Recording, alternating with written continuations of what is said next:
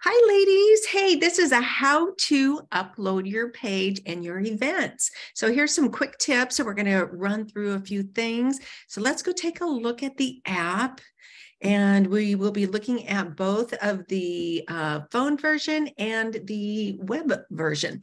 So a couple things to know is if you go to the three dots here where it says more, done with you, that means we're doing it with you. And you have a spot for a new listing. These are all forms that you can drop and drag your information into. This is if you have changes to your whole page, or if that is the first time you are uploading your page, that new listing, that's where you're going to go. You just hit right on it. It's going to ask you all kinds of information, your category. So you choose which category you want to have your things listed in. Right now, as we're getting started, you can have it listed in 2 categories if you want. So, and then here's a spot for your main graphic, your main headline. Make sure it's eye-catching and captures the attention of people scrolling through. I highly suggest you have a member discount, and that is for subscribing members only. So you will put that in the member discount details. And so it can be 50% off, $20 off, however that looks for you. You do not need to put the Fave code, and the new Fave code for this year is Fave, capital F, lowercase AVE 2023. So use that on your end. And so that, because that's the code I give to new members coming in, and to the members who are our lifestyle members. So anyway, that's the code for this year. Your main offer details, you can write a description there. Remember that shorter is better, because people are scrolling through, and so if it's super long, they're going to miss some of the details of what you have to offer. And your call to action is your link. Where do you want them to go? Is it a Zoom link? Is it a payment link? Is it your website, whatever that is, or a Facebook page, where you want them to go? And here's just some other details that we like to keep on hand: your logo, your business name, if you have a headshot. If you don't have these things, that's okay. But we do need your business name and your personal name. And here's some other information that we're just gathering to have in your assets. And so here's the section. So this top offer is the one that is going to be, that you can change monthly. And so you can change things by the 25th of each month. And we send out a little notification to remind you. And then also, so in the body of it, and these are the things that are going to be static, that are going to stay the same from month to month. So it can be testimonials, it can be other offers that you want to just have in there, or it can be your about page or different things like that. So if you need help with that, just reach out and ask me. So you can just drop and drag all that information right into there. So from after that, once your page is created, you can update your listing every month. And like I said, that's on the 25th of each month.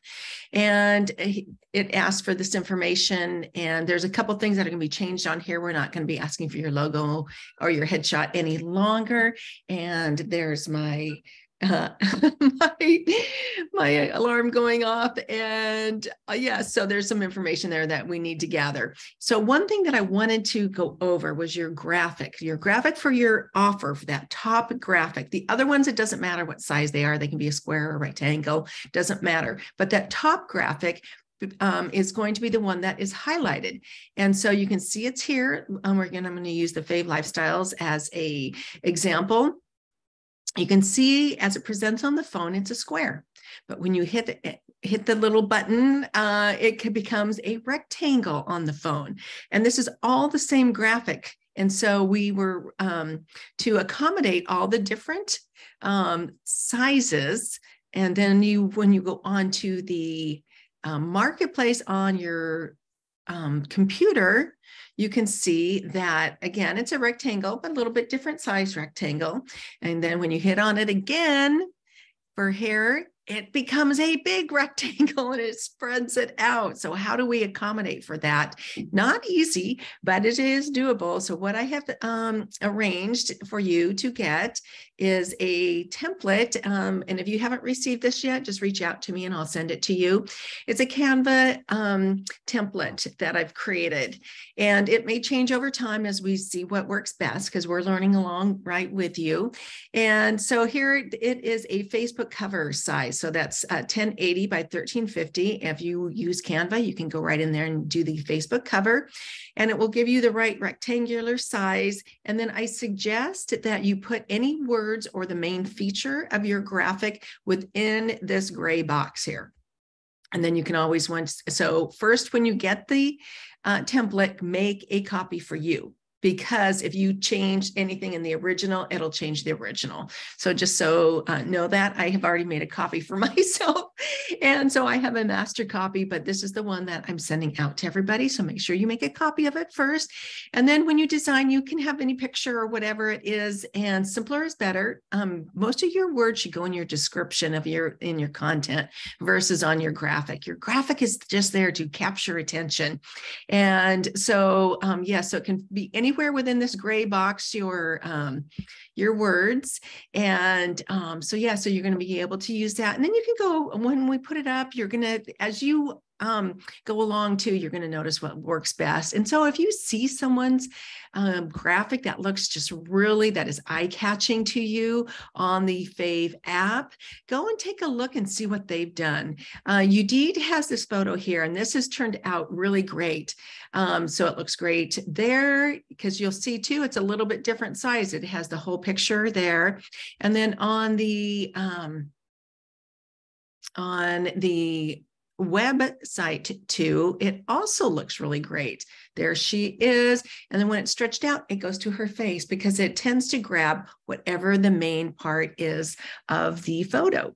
So that's a great example, and it is a wonderful picture.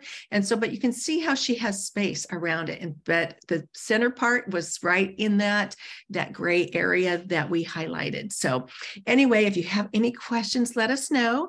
And then I also wanted to show you about where to go for the, sorry, here we just went into the back end, where to go to upload your events. And you can have anything that has a date, like a workshop, if a start date. We won't put it for each day, but we will put the start of the workshop for you. You can have that as an event. If you have a seminar, anything that has a date, put it in as an event, because that's another way for you to be seen. And we want the ladies to get to know you in every which way possible. Even if it's a free event, a free workshop, yeah, let's go ahead and put it in here. So your event title, if you don't have an address, if it's virtual, that's okay, just leave it blank. The date, the start time, the end time, your event graphic. And here you can use that same size template, that Facebook cover size for your event. If you have a register ticket link, so even if it's a virtual event and you have a Zoom link, that would go right here too. Your event details, and then just hit send. So that is kind of what we are doing as far as uploading your information. And pretty soon we're going to have another form right here. So if you have a podcast, you'll be able to enter your podcast right in there with your RSS feed, and we will be updating those too. So anyway, ladies, lots of good things happening. Again, if you have any questions, always feel free to reach out to me, and hope you have a great day.